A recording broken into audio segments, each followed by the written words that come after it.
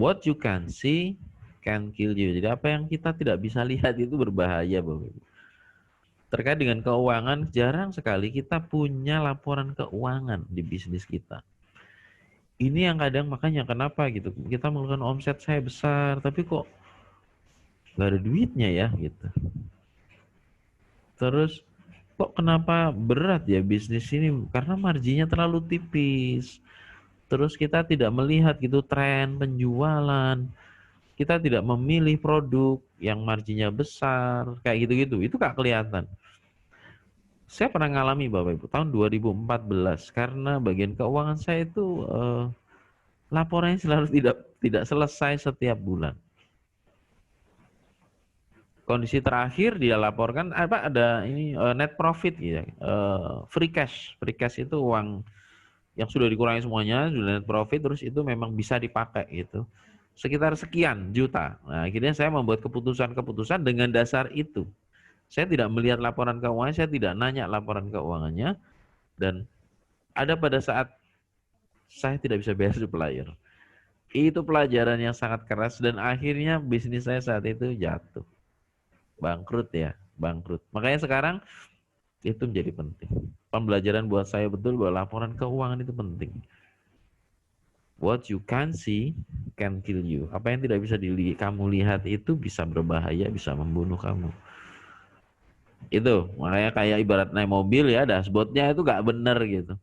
Bensinnya sudah mau habis tapi nunjukinnya masih full. Oh, katanya temperaturnya normal, ternyata overheat dan tiba-tiba macet aja. Nah bisnis kita juga gitu, tiba-tiba macet, nggak punya duit. Terus kita akhirnya bangkrut. Gitu ya. Nah ini tentang financial literacy begitu. Masalah yang mungkin muncul dari ketiadaan financial literacy itu mungkin omsetnya besar, tapi nggak ada cashnya. Gitu ya. Apa aja bisa cek margin Anda. Margin Bapak Ibu dicek itu seberapa sih marginnya. Kadang kalau ditanya marginnya berapa? Ya antara 20-30%. Itu nggak boleh. Urusan keuangan jawab antara, jawab an. Jadi berapa sih untungnya? Ya 1 jutaan. Itu nggak boleh. Urusan keuangan itu harus persis. 1.230.150 rupiah. Itu baru ngomong tentang keuangan. An itu sangat lebar gitu. 100 ribuan. Gitu kan ya.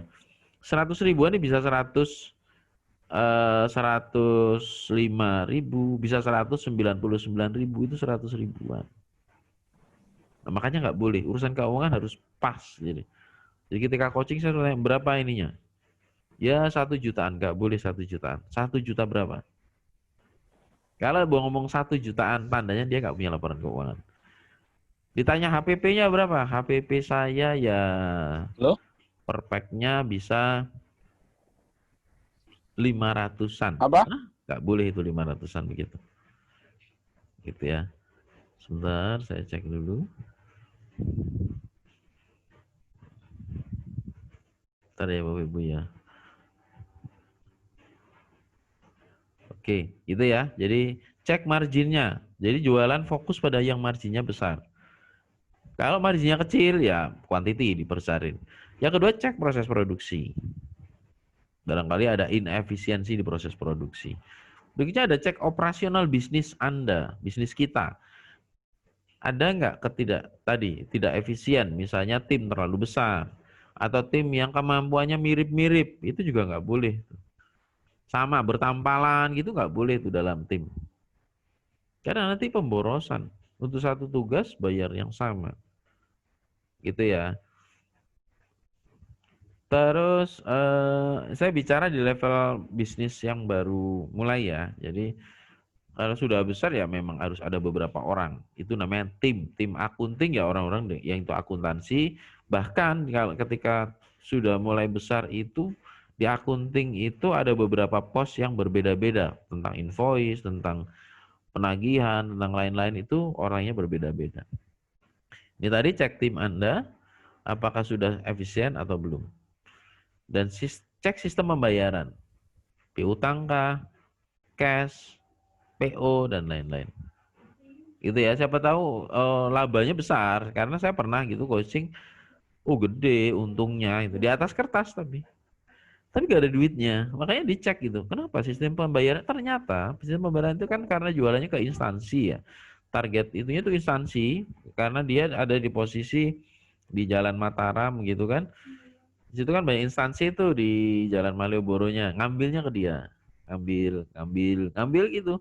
Ngambil bayarnya termin 3 bulan baru dibayar. Nah itu mode sistem pembayarannya.